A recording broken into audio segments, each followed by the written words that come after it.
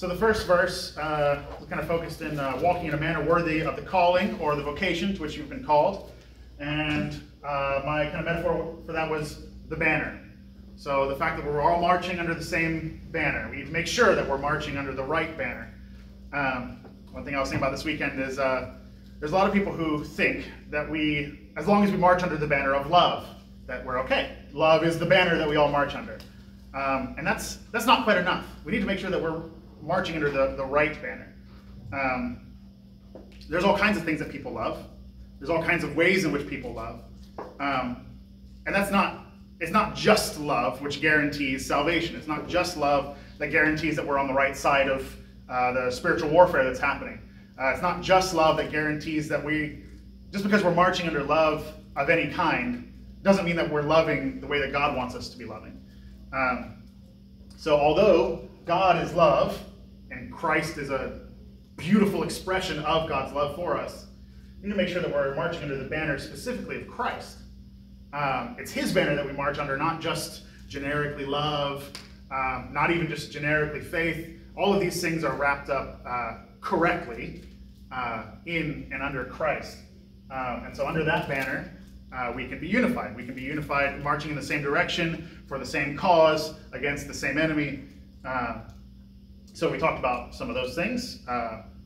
Then the next thing we were talking about last time is verse 2, which talks about humility, talks about being patient with one another or putting up with each other. We read some verses about that. And my thought about that was that kind of tells us our rank. It's all of us marching under the banner with Christ at the head. He was the forerunner of our faith. He did everything first. And he is our leader, our king. I'm going to write these things up on the board. I'm going to say banner,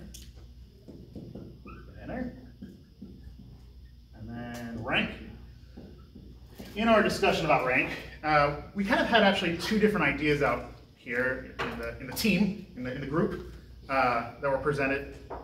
And I'm okay with both of them in the different ways that people were meaning them, even though they're not necessarily the same meaning. So I wanted to kind of clarify that. One rank that we were talking about is like the kind of progression in faith that we've all made. Our walk, our Christian walk, not all of us are preachers, not all of us are elders, not all of us are teachers. And so there's a sense in which, some of us have been Christians for 40 years and some of us have been Christians for 2 years. And in that kind of sense, there are different progressions of our ranking in the church. And that's one way.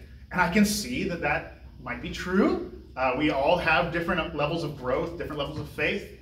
And those are things that Christ calls us to. Christ calls us to grow and to achieve as much as we can, do as much with our talents as we possibly can, to acquire new talents as we grow in that faith. And so that's fine. If you want to think about rank in that way, that's fine. But then another rank that was presented, which is also totally true, and maybe in a sense even like more spiritually true, is that the ranking goes Christ and then all of us. There's no other rank. None of us are like generals or lieutenants or any other kind of military rank. We're all fully even and the same under Christ. And that's also obviously totally true. When speaking about humility and the unity that can come through humility, that's probably the one that's better for us to be in the mindset of. Our achievements under Christ are nothing without Christ. Our achievements in the kingdom are nothing without the kingdom. We have no authority in the kingdom over anyone else. Christ is the authority, and we all fall in line beneath him. So those are kind of the two different kinds of ranks that people were talking about.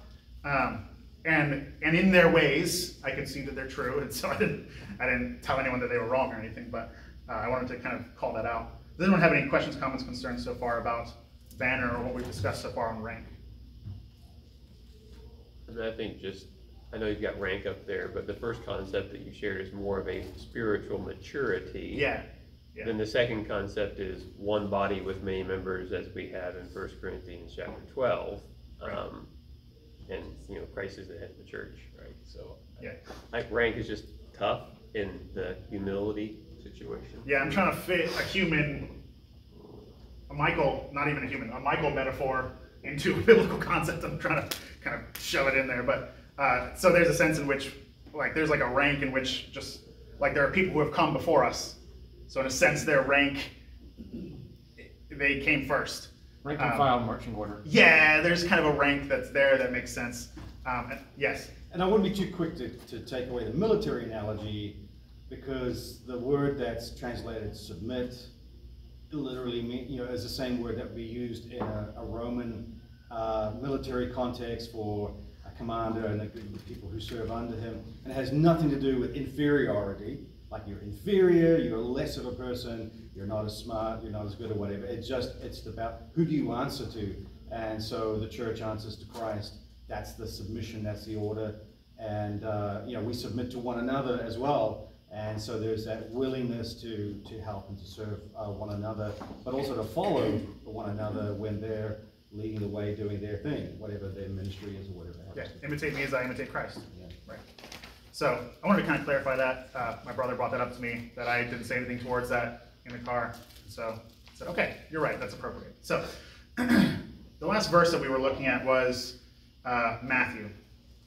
And we didn't really get a chance to discuss any of this. So let's do that first. This is the last little bit about staying humble, staying right as sheep. So Matthew chapter 5.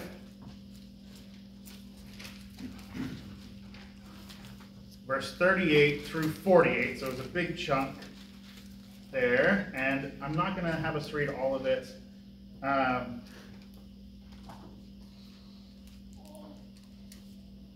changed my mind. Let's read all of it. This is Jesus speaking. His words are more important than any interpretation we could give it. If someone could read, let's have someone read 38 through 42. We see a hand raised, Richie, and then someone read 43 through 48. You have heard that it was said, an eye for an eye and a tooth for a tooth. But I say to you, do not resist the one who is evil. But if anyone slaps you on the right cheek, turn to him the other also. And if anyone would sue you and take your tunic, let him have your cloak as well. And if anyone forces you to go 1 mile, go with him 2 miles. Give to the one who begs from you, and do not refuse the one who would borrow from you. You have heard that it was said, you shall love your neighbor and hate your enemy. But I say to you, love your enemies, bless those who curse you, do good to those who hate you, and pray for those who spitefully use you and persecute you, that you may be sons of your Father in heaven, for he makes his sun rise on the evil and on the good, and sends rain on the just and on the unjust. For if you love those who love you, what reward do you have? Do not even the tax collectors do the same? And if you greet your brethren only, what do you do more than others? Do not even the tax collectors do so? Therefore, you shall be perfect, just as your Father in heaven is perfect. Yeah, so these are hard sayings of Christ.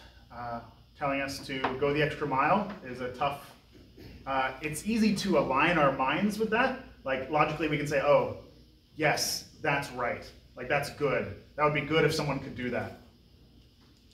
But when we come to it in our lives, it's really hard to actually pick up the other person's load and then to take steps with them, to go along with them and suffer as they're suffering, or bear the burden that is burdening them.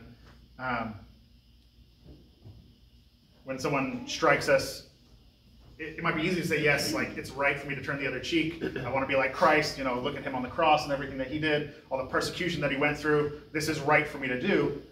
But sometimes it can be really hard to go through with it and not to hold on to things in your heart that people have done to you.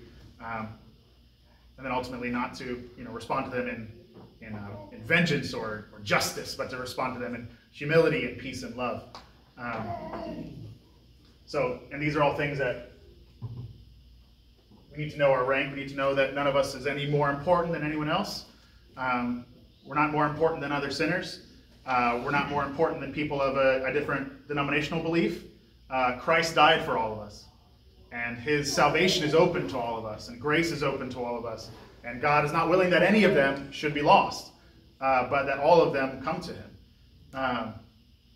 And so that needs to be our focus. We need to be focused not on finding these differences and drawing lines in the sand, and we're going to be getting to that here soon, but getting people onto our side, on trying to find allies, trying to find people who are willing to fight against Satan, who are willing to be under the banner of Christ.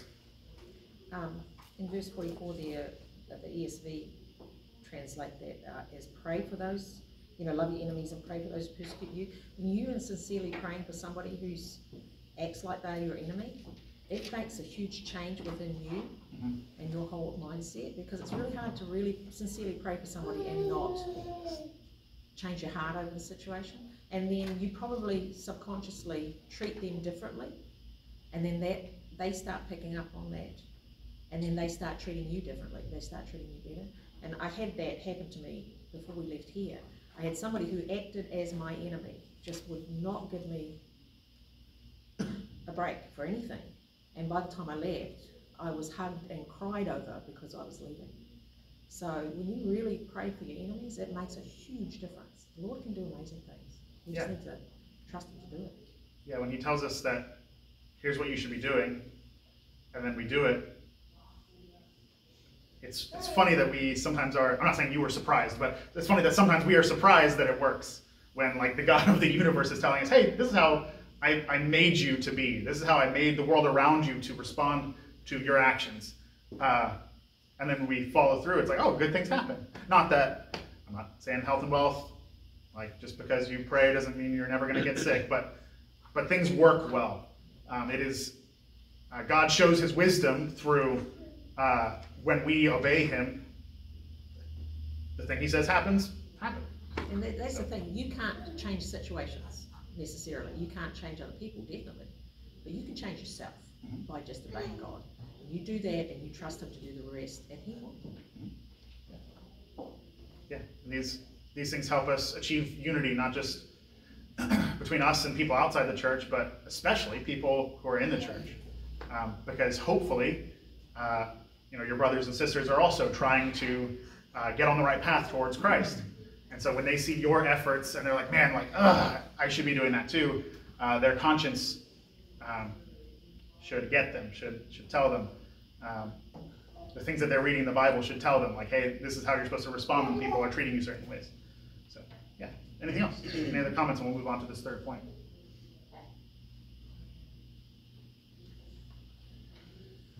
So, Ephesians chapter 4, verse 3 says, eager to maintain the unity of the Spirit in the bond of peace. So, our Greek word for the day is, who wants to volunteer for this one? Spudizontes. Spudizontes. Sounds like something you like put on your, like spaghetti or something. Right? Yeah. Spudizontes. D's and Z's are super hard. This is a mega difficult word. But anyways, so it means, let me just take a second. To use speed, i.e. to make effort,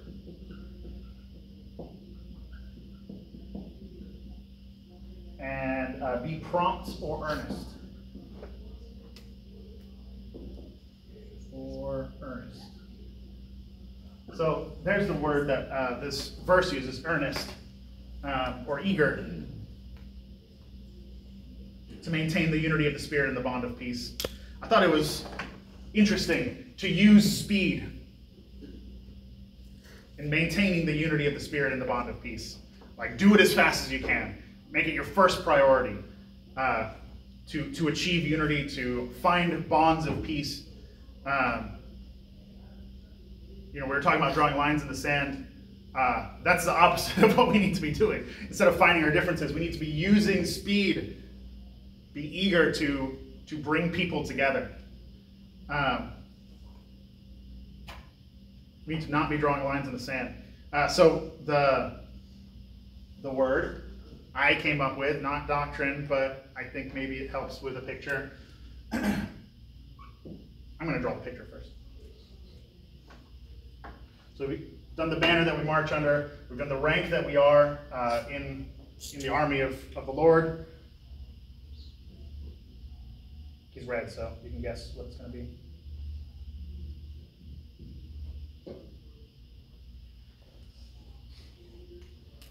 Third word is alliance. Who are we against? Satan. What's our role? What? I said Satan, we're against. Yes, yes, we're against Satan. We're against the enemy, the adversary.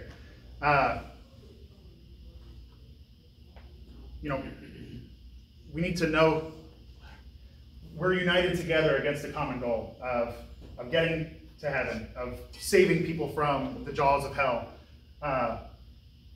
If people are willing to march with us, we need to pull them in. If we can convince people to march with us, we need to pull them in. It's not a matter of we shouldn't be seeking to throw people to the enemy. Say, oh, well, you're just then whatever thing that you think is going to be on the side of the enemy. You're just I'm not even going to fill in that blank whatsoever, but we need to be seeking to say, oh, you could be a Christian. Oh, you could be a follower of Christ. Oh, you could be going to church with me this Sunday. Looking for kind of this positive and beneficial mindset of the souls that are around us in the world, instead of seeking to see how we're different, to see the things that might separate us in this world, to try to find the things that will unite us eternally in the next. So, let's read some Bible verses. Galatians chapter 6, verse 1. Nice and short. Someone can read that.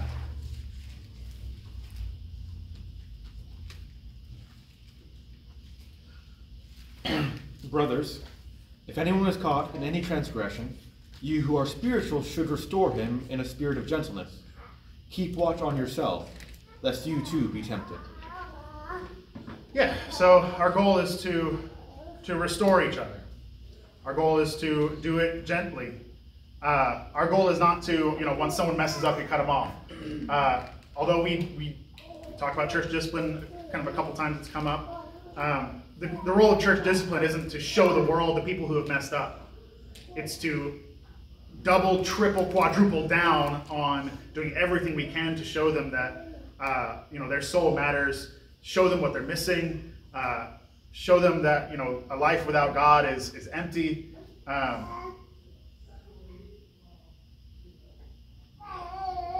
It's not to just cut them off because we are mad at them or something. It's not just to cut them off because we're trying to bully them into doing the right thing.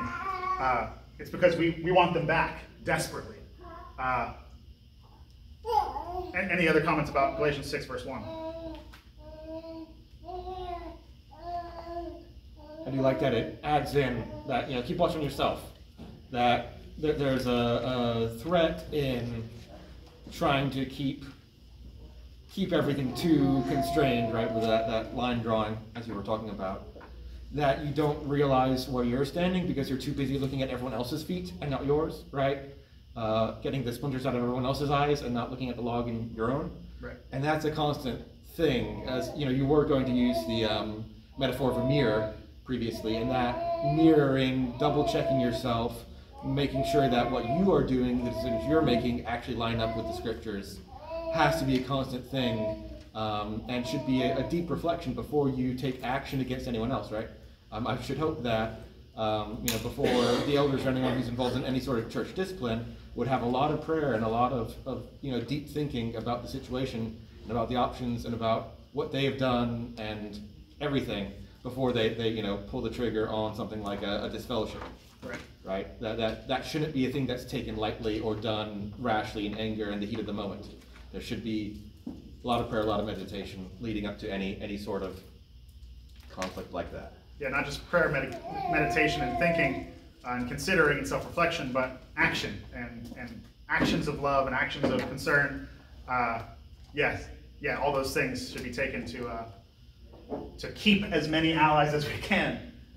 It's true that we have already been victorious through Christ. Christ has already won. But there's still a consequence of being on the wrong side at the end of everything. And we want to make sure that we have as many people underneath the banner of Christ as possible at the end of it all.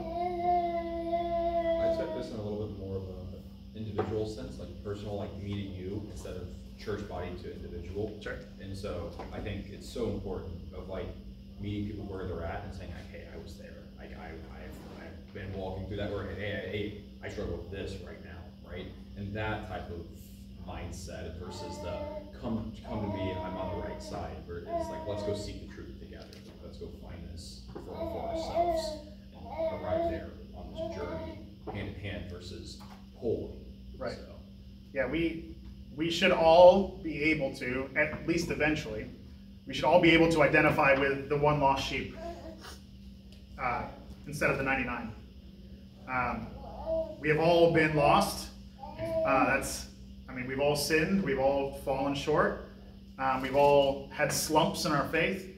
And the longer you go, the more times it's going to happen to you. Hopefully less and less as you build your faith, but then things happen. That's what we expect. And we should be able to identify with the one lost sheep that needs sought after. And so if we would want to be rescued, if we were the one lost sheep, we need to make sure that we have that same thought about the people around us. If they are in their one lost sheep situation, when people fall away, it's not time to throw them to the enemy, but to trigger a rescue mission. Pull out all the help we can, signal all the alarms. This person needs rescued, and we would want that for ourselves. I think this, Galatians 6:1 is definitely speaking to that. Anything else? Let's read in the book of Romans, chapter 12.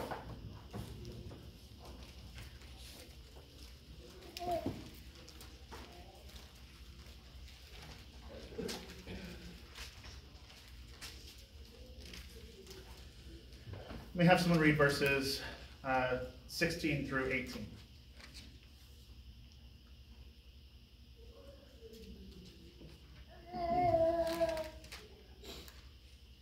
Be of the same mind toward one another. Do not set your mind on high things, but associate with the humble. Do not be wise in your own opinion. Repay no one evil for evil. Have regard for good things in the sight of all men. If it is possible, as much as depends on you, live peaceably with all men. I think this is another kind of difficult chunk of verses. Living in harmony with all people. Associate with the lowly. Don't be prideful about yourself. Don't be wise in your own sight. How can you, especially anyone who teaches, there's kind of an expectation that you know what you're talking about. There's an expectation that you've done some study. There's an expectation you've done some kind of thinking about what you're going to be presenting. And so how as a person, as a human, do you not do study and then present the information not thinking that you know something about it? It's difficult. It's difficult to ask someone to get up in front of everyone and be the center of attention and to not internalize any of that. I think that's something we can think about with any of our teachers, our preachers, any of our leadership in the church. This is probably something they struggle with. This is probably a hard chunk of verses for them to really live out. To repay no one evil for evil, but giving thought to do what is honorable in the sight of all. And if possible, so far as it depends on you, live peaceably with all. See, sometimes people use that last verse to say, okay, well, if they're going to start a fight, it's okay to continue it. If they're going to start a problem, it's okay to finish it on your terms. I don't think that's what that's saying. I think just don't make enemies. When it depends on you, if it was just you making decisions in that situation, it would be peaceable. If someone else wants to be the enemy in that situation, that might be on them. But if it's up to you, you're gonna come to peace about it. You're gonna stop the conflict. Sometimes we don't have a choice in that. They've decided to treat us as an enemy, even though we've done nothing. We continue to do nothing. We continue to hand out the olive branch of peace to them. We say, hey, I have nothing against you, and I'm not going to do anything against you. But they still treat you as an enemy. I think, we see God does that for us. We treat him as our enemy sometimes When we sin knowing that he doesn't want that, when we continually sin, day after day, week after week, year after year, a lot of times as an individual, the same sins kind of are the ones that get you. If someone did that to us, hey, don't lie to me.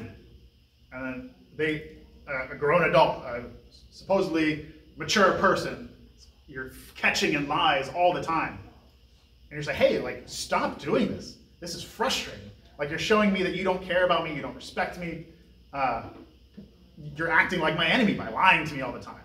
And yet we do that to God. Like, that's our life as humans. We're not perfect, and we sin constantly. We miss the mark that God has set for us, that he expects out of us. We just read a verse, be perfect as God is perfect. We don't achieve that. We don't achieve perfection of ourselves. In Christ we can. We can achieve righteousness through Christ, but we mess up all the time. And God continues to live peaceably with us. He continues to offer peace to us and offer forgiveness and grace to us. He doesn't just rip those things out from us when he gets tired of us. That's something we need to kind of keep in mind when we're holding up this mirror to ourselves, like Nicholas reminded me of. Are we doing that? Are we treating people in a Christ-like way? Are we being forgiving? Any comments on these verses? Again, as a reminder, when it comes to unity, knowing that we are on the side of Christ and that the devil is on the other side, the lake of fire, and is trying to pull as many people as he can in, we need to be focused on saving people, on unifying people under the right banner. Let's read the next verse. Hey, Michael. Okay. Sometimes there is conflict, though, in terms of getting unity and peace. That happens militarily. Sometimes the opposition has to be defeated in order for peace to ensue. That's really what Israel's doing right now with Hamas. They're trying to bring peace. They're about to destroy the enemy. In Matthew 10, 34, actually, the heading of the earth. I know this is not divine, but there it says, Christ brings division. Okay. Do not think that I come to bring peace on earth. I did not come to bring peace, but a sword. Okay, so there's conflict. Of course, the Romans were there, and it was what the Jews thought, that Christ would come and bring peace by destroying the Romans. And he's not talking about that. For I come, set a man against his father, daughter against his mother, daughter-in-law against the mother-in-law, and so forth. There's conflict there. Why? Well, because there has to be that conflict in order to bring that unity and the peace around the gospel and the word, what Christ is bringing. That are you going to be over there? You're going to be over here. And so sometimes there's some corrective measures. There's some recalibration that needs to take place in order for peace and unity to ensue, and for the purity of the church and the gospel to be maintained. And those are tough things. And that's why we have, thankfully we have elders that understand the word and can make those tough decisions and go through some of those tough things where sometimes they might not even they might not be popular, or sometimes they'll do things where people might not be happy with those type of things. But sometimes, unfortunately, there is some conflict, some pain, some ripping of the band-aid that has to come out. Yeah, I think when Christ was talking about how he didn't come to just bring just widespread, my banner covers the whole world, you can do whatever you want and be under me. He said, actually, there's a boundary. There is something that makes me different from everything else. My banner different from everyone else's. When you march under my banner, there's expectations. And living within those expectations is going to put people against each other sometimes. So you're totally right in bringing that up. And I think we can combine that with all these other verses that we've been reading about, living at peace with people and to seek unity with people. Yes, there is a boundary, and that's why we need to be focused on getting as many allies as we can, getting as many people to help us in our walk, being there for other people to help them through their walk as we can.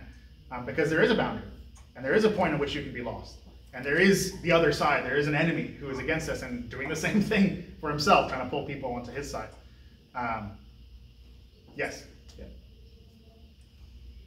In Matthew, to me, me being a person that has come from not a Church of Christ background, that is reassurance that I may have some conflict or some difficulties with my family members, because it specifically mentions relationships within a family, but that's okay. I need to stand for what's right, and there might be some difficulties or some, not shunning, but things that don't go real smoothly. But to me, that is saying Christ did too. There are going to be some, but make the right choice. You stand firm and you do what's right, and things will, be as God planned. So I think of two different individuals in the Bible. There's Nicodemus, and he was a Pharisee, and Christ was always coming down real hard on the Pharisees.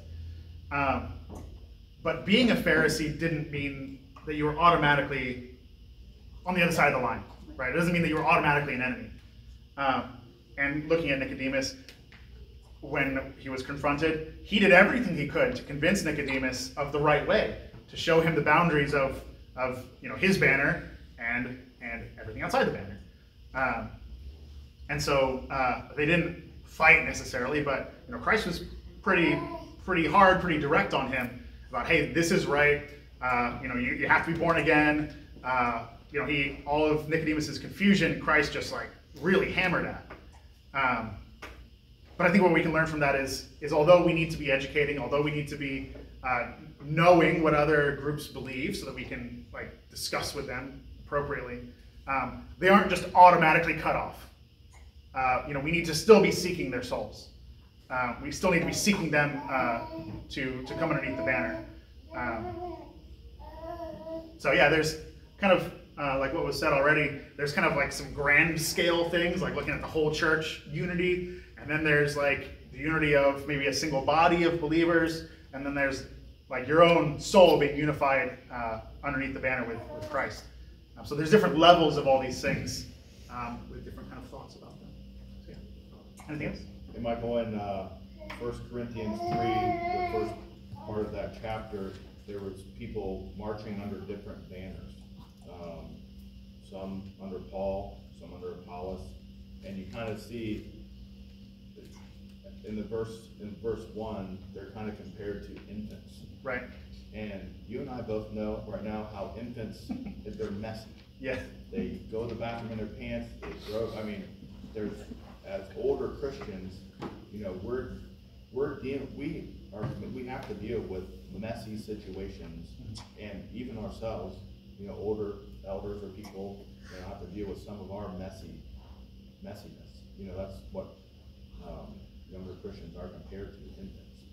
They're going to mess stuff up. And they have to be constantly taught.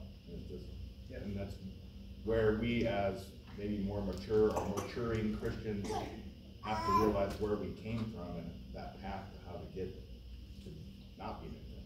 Yeah, and that helps our unity in a body, is when we are reaching that hand of assistance out to each other, willing to build up each other's faith, building up each other's understanding about God's will, help as many people as possible come to the maturity of the understanding of Christ. Yeah, very good. Let's go on to the next verse. I didn't talk about the second person. Woman at the well.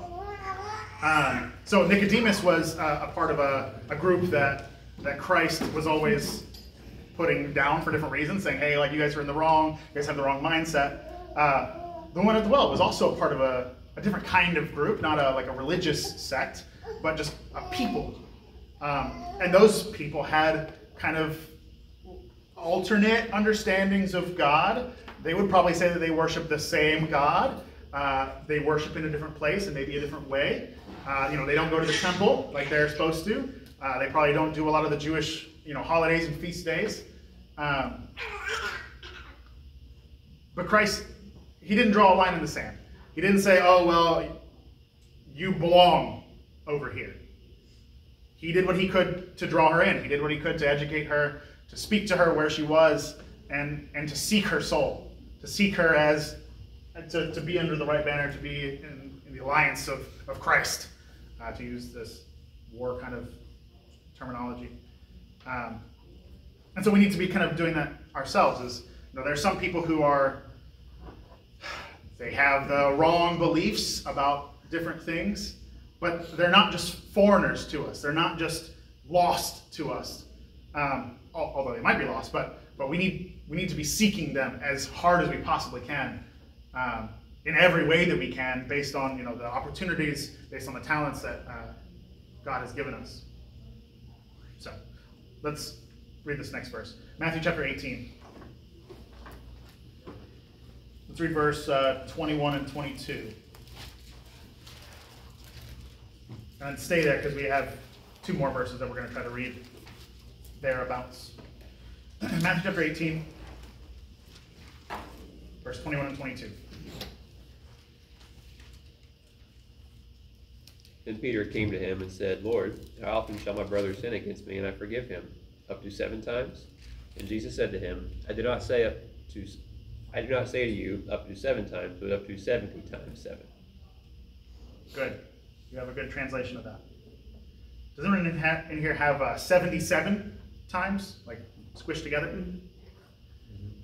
So we're not doing this as a Greek word because it took me way too long to study it, and I had no idea how to even present like all the bits of information that I found. But the word 70 there has a suffix to it, an ending on the word that modifies what it means, and it's a multiples indicator. So 70 times implies like 1, 2, 3, 4, 70 individual things happening.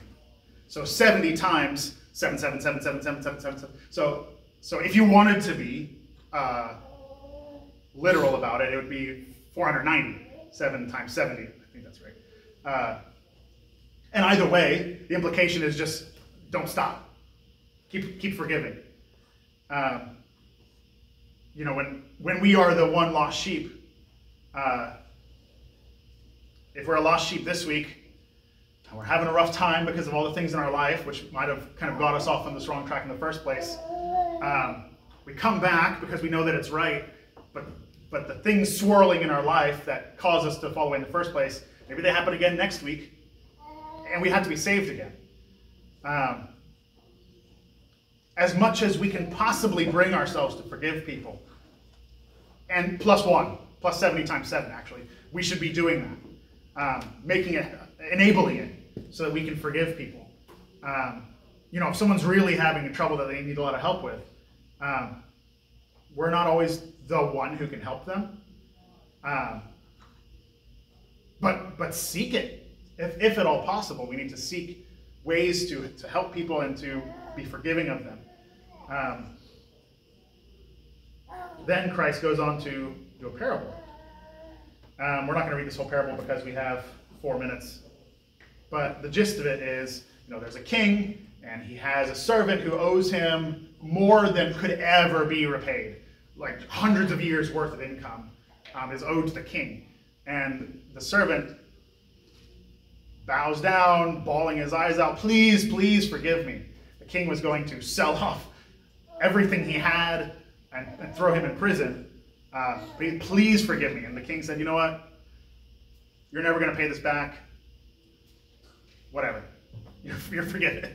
I don't know if that's his attitude towards it, but he says, okay, you know what? You can go. You're forgiven. That doesn't mean that he has to pay back just the interest. Doesn't mean he has to just pay back the principal. He is good. He's done. He doesn't ever have to come back with any kind of a debt to the king. It's all totally gone. Then he goes out and he comes upon his fellow servant who owes him like a year's worth of income, which is like kind of a lot, but it's not hundreds and hundreds of years worth of income. Gets him by the throat, strangling him, says, pay me back everything right now. The guy says, oh no, I can't, like, please give me some time. And he says, no way, and throws him into prison. And when all the fellow people hear about it, they report that to the king, and the king is just absolutely furious. Let's read verses 32 and 33 of Matthew 18.